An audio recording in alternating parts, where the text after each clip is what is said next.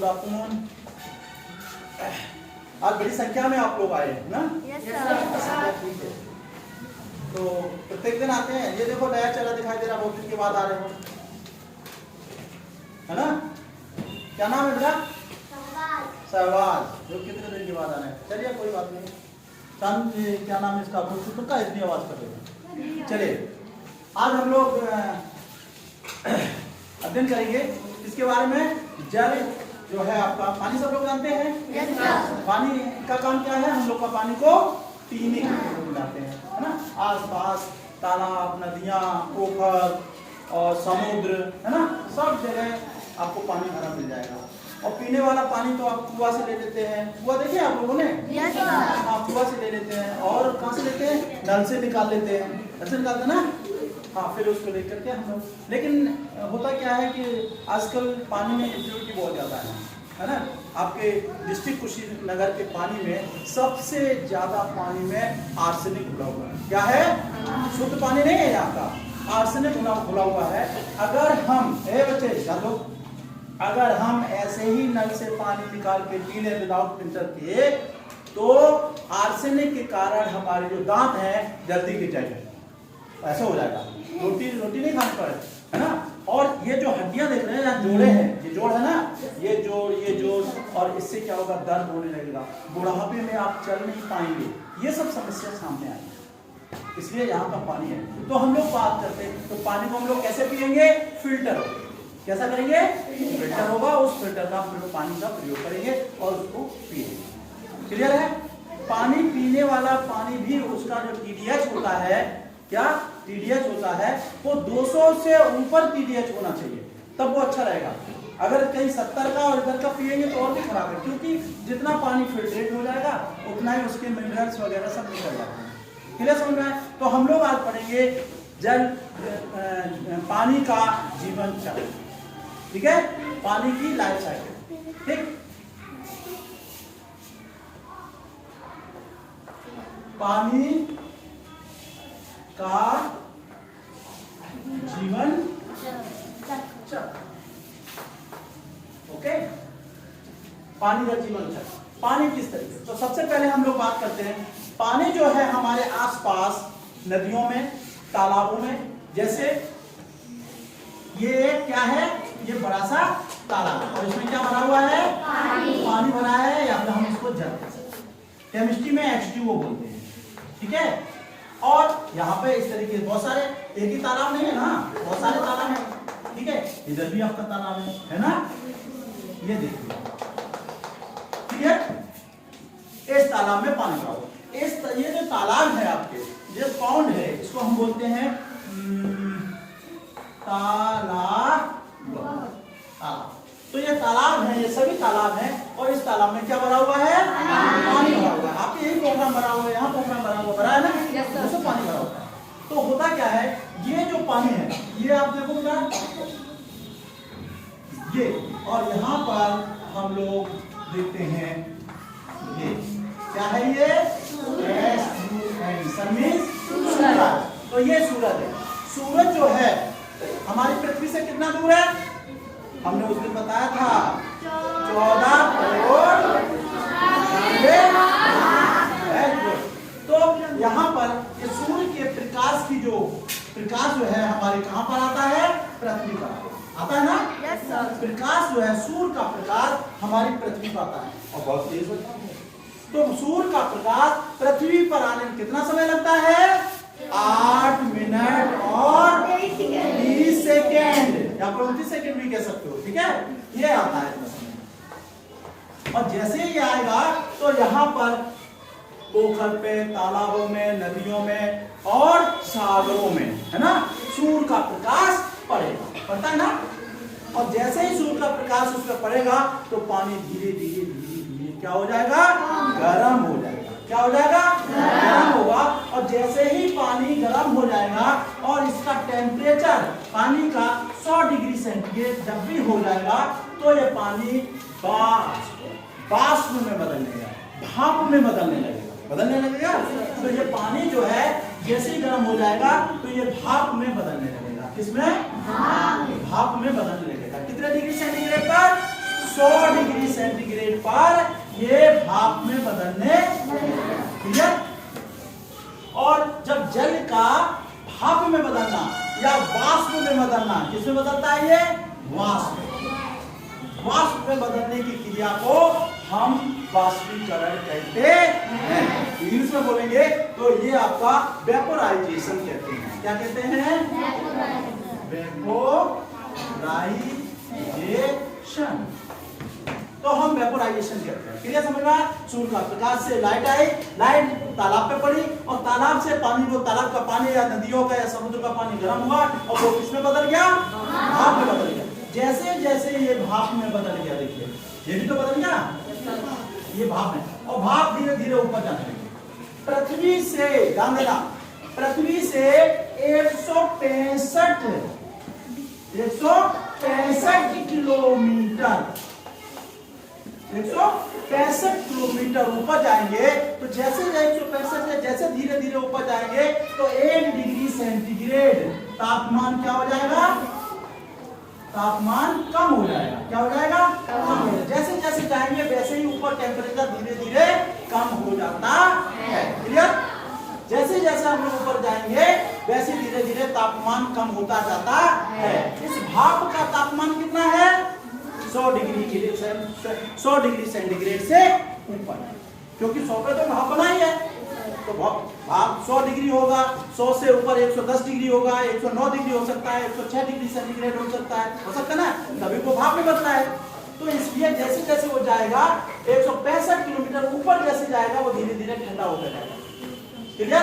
तो जो भाप जो जा रही है ये धीरे धीरे धीरे धीरे ऊपर कैसे हो जा रही है? ठंडी हो रही है। कैसी? ठंडी। जब वाष्प जो है धीरे धीरे ठंडा हो जाए और ये वाष्प जो है हल्का सा द्रव का रूप ले ले, पानी का रूप ले ले, वाष्प पुनः पानी का रूप ले ले, इस क्रिया को हम कहते हैं संघनन। क्या कहते हैं? संघनन। जब ये जाकर के ऊपर कौन से थोड़े जल की बूंदे बन जाए, इसमें जल की बूंदे, जब ये जल की बूंदे बन जाएगा, ध्यान से सुनिए, जल की बूंदे बन जाएंगी तो इस क्रिया को कहते हैं हम कंडेंसेशन। ओके, हिंदी में कहेंगे इसका संघनन। संघनन। क्लियर? तो क्या कहेंगे इसको? संघनन कहते हैं। तो जब वाष्प का ऊपर जाकर के ठंडा बूंदों के रूप में बदलना क्या कहलाएगा? संघनन कहते हैं। बोलो, क्या कहेंगे? संघनन कहते हैं। दोबारा बोलो, वाष्प का ऊपर जाकर के ठंडा हो जाना संघनन कहलाता है। अब ये धीरे धीरे संघनन हो गया। अब संघनन जब हो जाएगा तो ये जो है हवाओं के ऊपर, इसकी बूंदें हवाओं के ऊपर बैठ जाएंगी, हवाओं के एटम के ऊपर बैठ जाएंगी और ये बूंदें आपस में घूमेंगी, ऐसे करके। और जब घूमेगी तो और संघनन होगा और आसपास में आएंगे तो ये जाकर के क्या बन जाएंगे? क्या बन गया?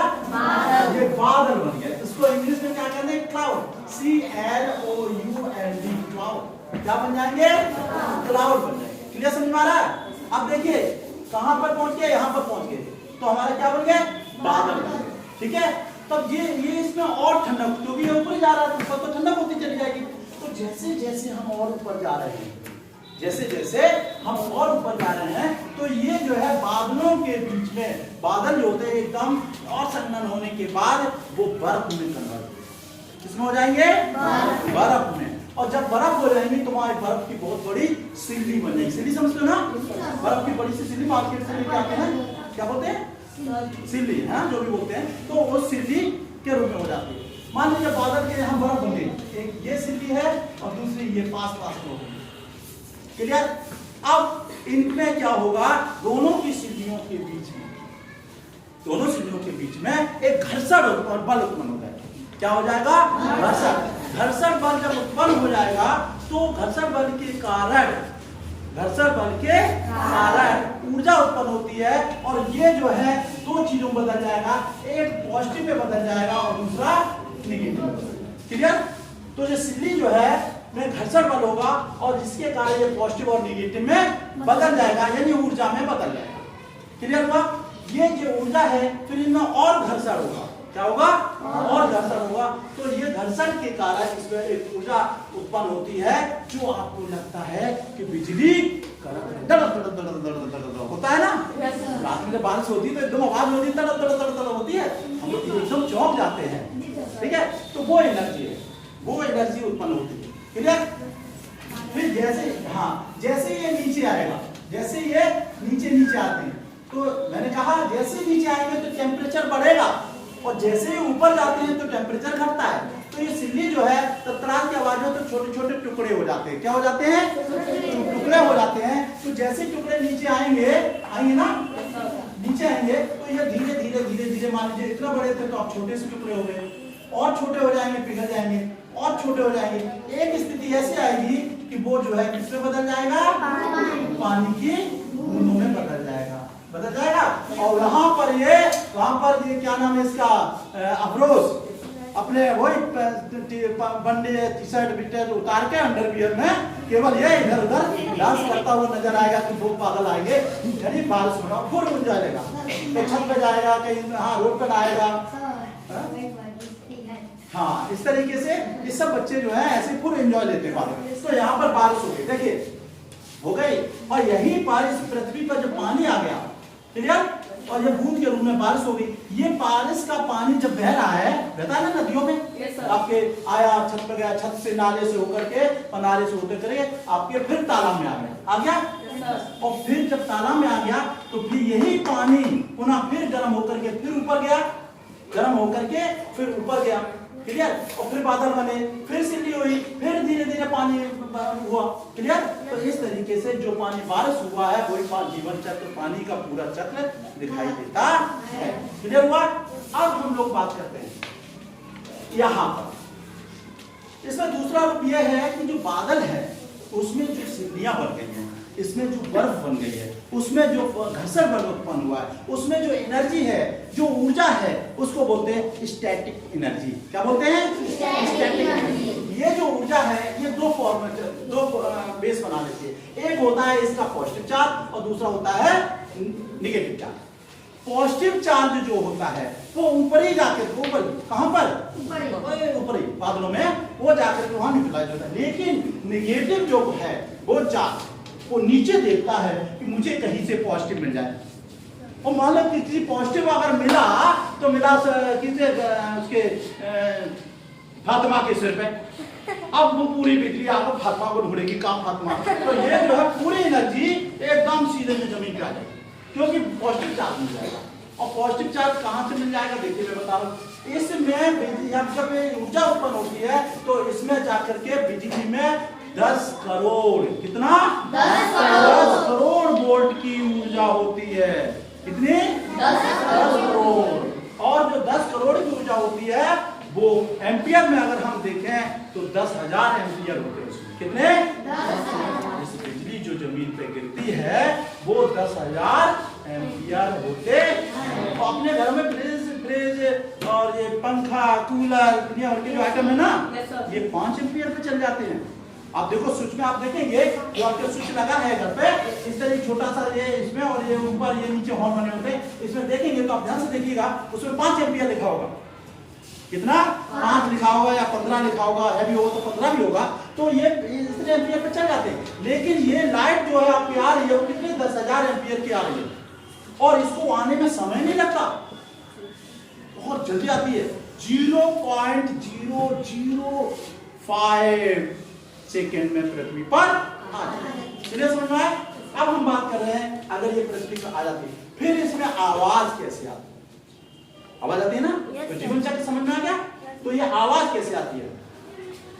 आवाज की जो स्पीड होती है और प्रकाश की स्पीड, जो लाइट की स्पीड होती है, लाइट की स्पीड आवाज की स्पीड से कई गुना ज्यादा होती है। अगर हम किसी टॉर्च को जला दें तो वहां चले जाएंगे, लेकिन चिल्लाएंगे बहुत तेज तो वो आवाज वहां तक नहीं जा पाएगी। समझ में आ रहा है? टॉर्च की स्पीड तो टॉर्च की लाइट मारे तो वहां तक दूर तक चले जाए। खेतों में आपके दादाजी वगैरह जाते होंगे तो देखे टॉर्च लगाते दूर का कोई जानवर वाला है तो जानवर दिखाई दे जाता है, लेकिन वहां चिल्लाएंगे तो जानवर ऐसे खाता रहेगा, ऐसे खाएगा ना, क्योंकि खूब दादाजी चिल्ला रहे लेकिन वो अपना खाता लगा।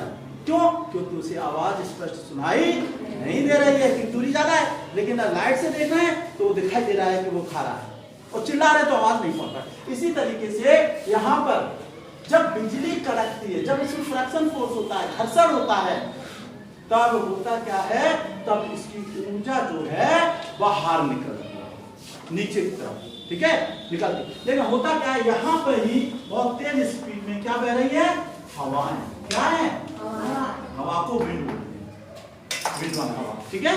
तो ये हवा है, हवा बह रही है, और हवा कैसी होगी, ठंडी होगी। कैसी होगी, और ये ऊर्जा कैसी होगी, गर्म होगी। वो तो गर्म होगी ना।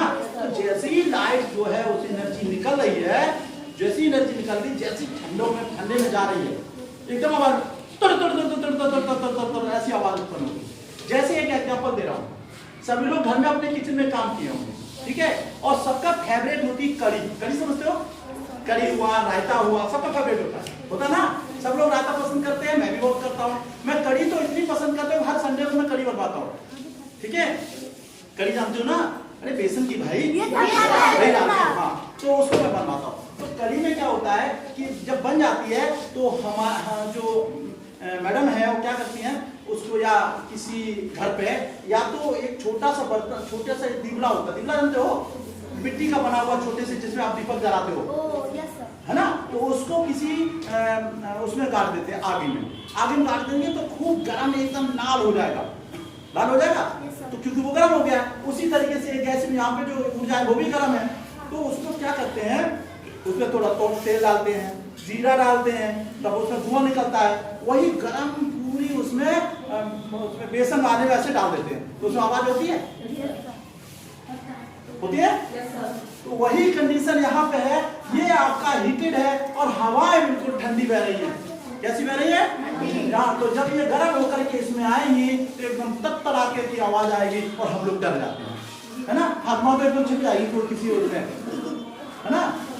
चांदनी उसने एकदम जिस दिन तरह फ्रिज के अंदर घुस गई, हमने अरे ये कहाँ जा रही है, क्लियर। तो इस तरीके से यहाँ पर तड़ाके की आवाज आएगी और बिजली। अब देखिए ये इसकी लाइट जो हमने कहा कि पॉजिटिव जो बन जाता है, ये धरती पर कैसे आ जाता है, क्यों आती है धरती पर, इसके पीछे जब यहाँ पर देखिए ये सिली है, बादलों में बनी है और इनके बीच में घर्षण उत्पन्न है, मैंने बताया था। और घर्षण बल होता है, घर्षण बल कैसे उत्पन्न होता है, पहले समझ लीजिए घर्षण बल क्या है। देखिए घर्षण बल क्या है, ये दोनों हाथ है हमारे, ठीक है, ध्यान से देखो, दो हाथ है, इसको हमने आपस में ऐसे रगड़े तो कुछ समय बाद हमारे हाथ कैसे हो जाएंगे, गर्म हो जाएंगे। और अगर महसूस करें तो ऐसे लगाइए, बहुत ही गर्म लगता है। क्यों, कि उनके बीच के जो एटम है, इन एटम के बीच में अपोजिट जब घिस रहे हैं, घिसो जरा, देखो समझ में आएगा, देखो हो गया।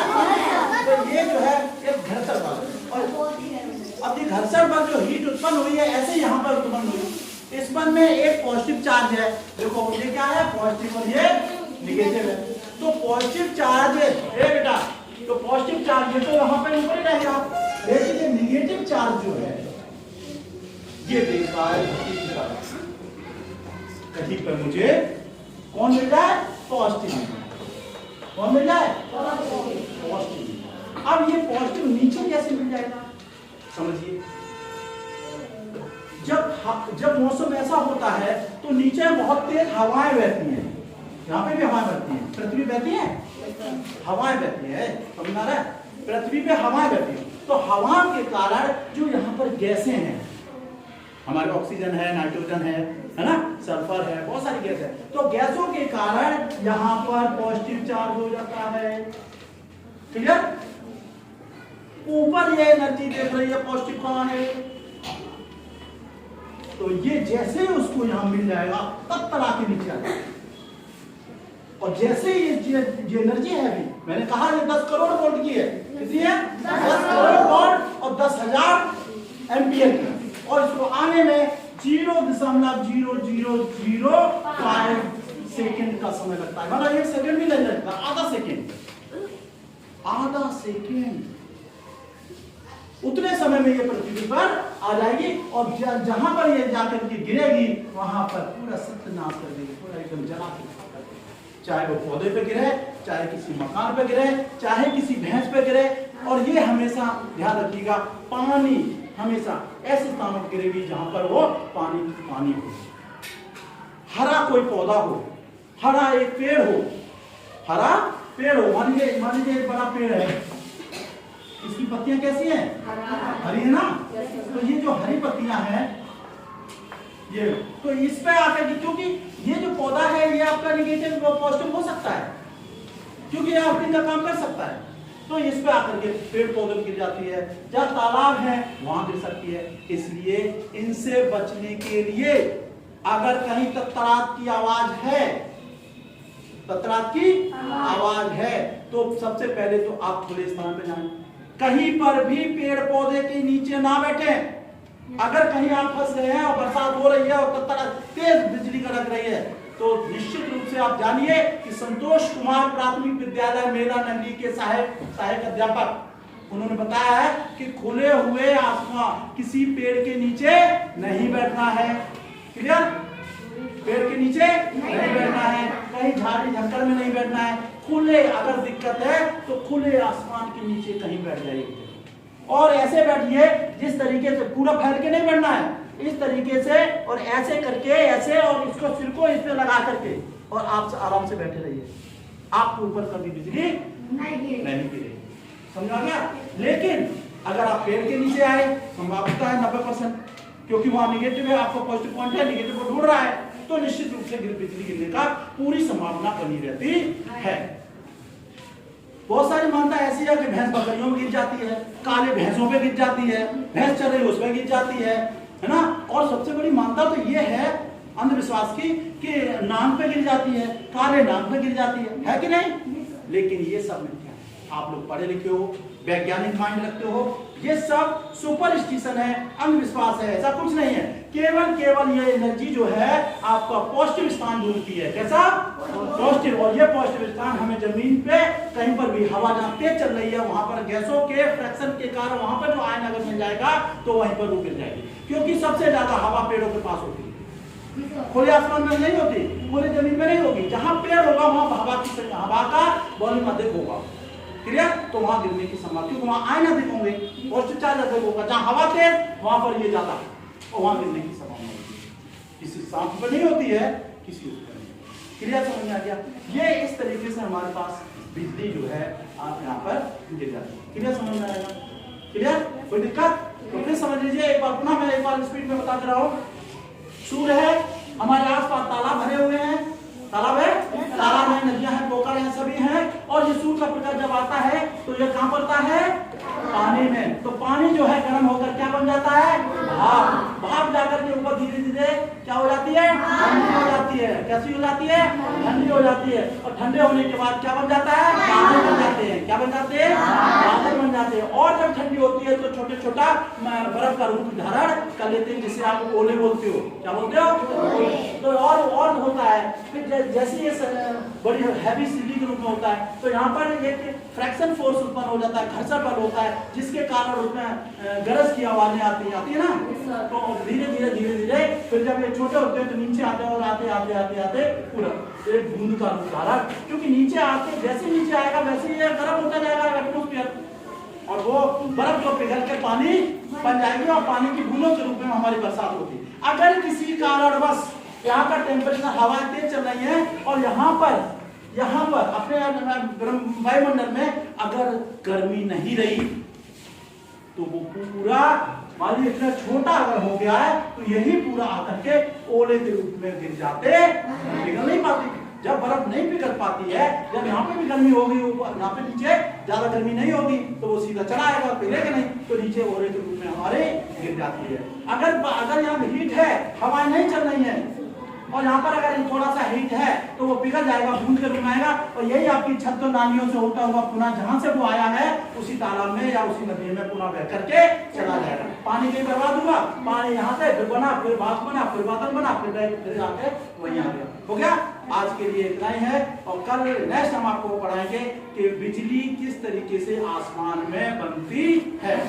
ओके, जय हिंद, जय भारत।